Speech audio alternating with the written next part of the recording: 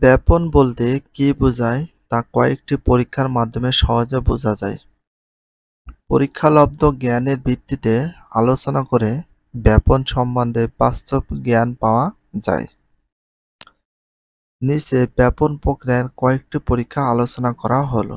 ব্যাপন প্রক্রিয়ায় কয়েকটা পরীক্ষা আলোচনা করা হলো। দেখো এখানে ব্যাপনের অনেক প্রমাণ আমাদের পাশে আশেপাশে দেখা যায়।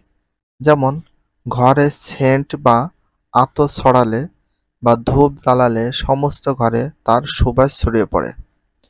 এটি ব্যাপনের কারণে ঘটে।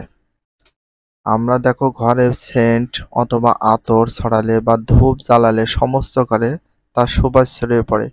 এটি কিসের কারণে ঘটে? ব্যাপনের কারণে। কিসের কারণে? ব্যাপনের কারণে ঘটে থাকে।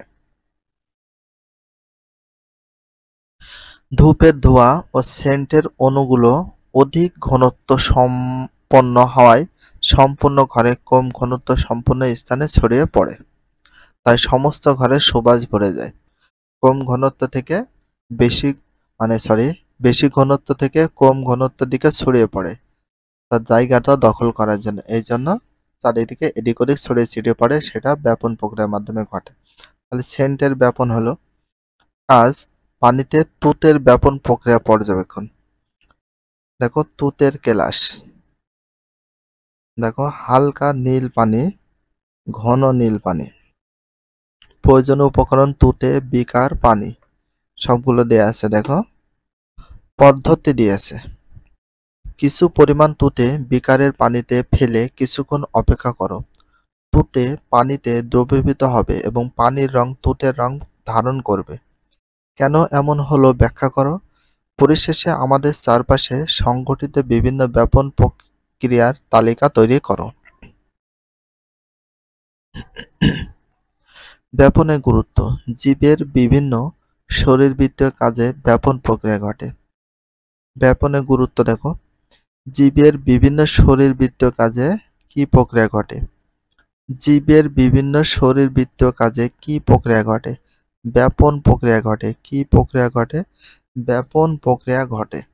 যেমন উদ্ভিদ সালোক সংশ্লেষণের সময় উদ্ভিদ সালোক সংশ্লেষণের সময় বাতাসের কার্বন ডাই অক্সাইড গ্রহণ করে এবং অক্সিজেন ত্যাগ করে। উদ্ভিদ সালোক সংশ্লেষণের সময় বাতাসে কার্বন ডাই অক্সাইড গ্রহণ করে আর অক্সিজেন ত্যাগ করে। কখন? উদ্ভিদ কিসের সময়? সালোক সংশ্লেষণের প্রক্রিয়ার সময়। সালোক সংশ্লেষণের সময়।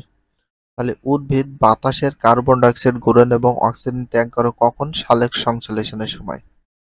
এই অত্যাবশ্যক কাজ ব্যাপন দ্বারা সম্ভব হয়। জীবকোষে শ্বসনের সময় গ্লুকোজ জারণের জন্য অক্সিজেন ব্যবহৃত হয়। জীবকোষে শ্বসনের সময় কি জারণের জন্য অক্সিজেন ব্যবহৃত হয়? গ্লুকোজ জারণের জন্য। গ্লুকোজ জারণের জন্য অক্সিজেন ব্যবহৃত হয়। তাহলে গ্লুকোজ জারণের জন্য কি ব্যবহৃত হয়? অক্সিজেন ব্যবহৃত হয়। ব্যাপন ক্রিয়ার দ্বারা কোষে অক্সিজেন প্রবেশ করে এবং কার্বন ডাই অক্সাইড বের হয়ে যায়।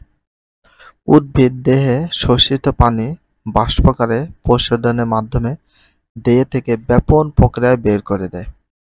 উদ্ভিদ দেহে শোষিত পানি বাষ্প আকারে প্রশোধনের মাধ্যমে, বাষ্প আকারে যে প্রশোধন আছে সে প্রশোধনের মাধ্যমে দেহ থেকে ব্যাপন প্রক্রিয়ায়, কোন প্রক্রিয়ায় বের করে দেয়? ব্যাপন প্রক্রিয়ায় বের করে দেয়। কোন প্রক্রিয়ায়? উদ্ভিদ দেহে শোষিত পানি কোন প্রক্রিয়ায় বের করে দেয়? ব্যাপন প্রক্রিয়ায়। কিসের মাধ্যমে? প্রশোধনের মাধ্যমে। প্রাণীদের শ্বসনের সময় অক্সিজেন ও কার্বন ডাই অক্সাইড আদান প্রদান, রক্ত থেকে পুষ্টি উপাদান, অক্সিজেন প্রভৃতি লসিকায় বহন ও লসিকা থেকে কোষে পরিবহন করা ব্যাপন দ্বারা সম্পন্ন হয়। সম্পূর্ণ ব্যাপন দ্বারা সম্পন্ন হয়। আরেকবার পড়ি দেখো। প্রাণীদের শ্বসনের সময় অক্সিজেন ও কার্বন ডাই অক্সাইডের আদান প্রদান, রক্ত থেকে পুষ্টি উপাদান, অক্সিজেন প্রভৃতি লসিকায় বহন ও লসিকা থেকে কোষে পরিবহন করা ব্যাপন দ্বারা সম্পন্ন হয়। তারপরে রয়েছে পার্ট 3 আছে দেখো অভিস্রাবণ। তো অভিস্রাবণ বলতে অভিস্রাবণ প্রক্রিয়াটি বোঝার জন্য আমাদের যে বিষয়ে ধারণা দরকার তার মধ্যে অন্যতম হল ভিন্ন ঘনত্ব বিশিষ্ট দুটি দ্রবণের মধ্যে অবস্থিত পর্দার বৈশিষ্ট্য জানা। পর্দাকে সাধারণত 3 ভাগে ভাগ করা যায়। পর্দাকে সাধারণত কয় ভাগে ভাগ করা যায়?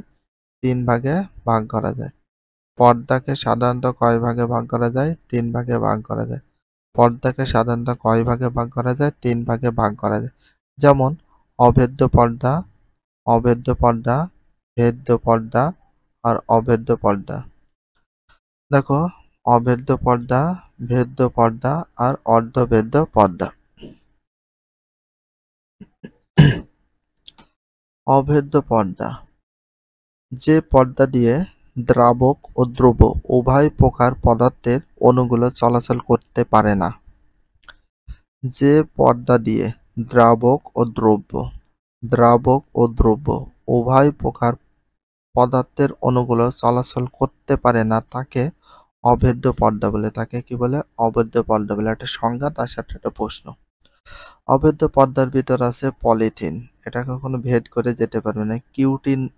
কিউটিনযুক্ত কোষ প্রাচীর, পলিথিন আর কিউটিনযুক্ত কোষ প্রাচীর, এটা হচ্ছে অভেদ্য পর্দা।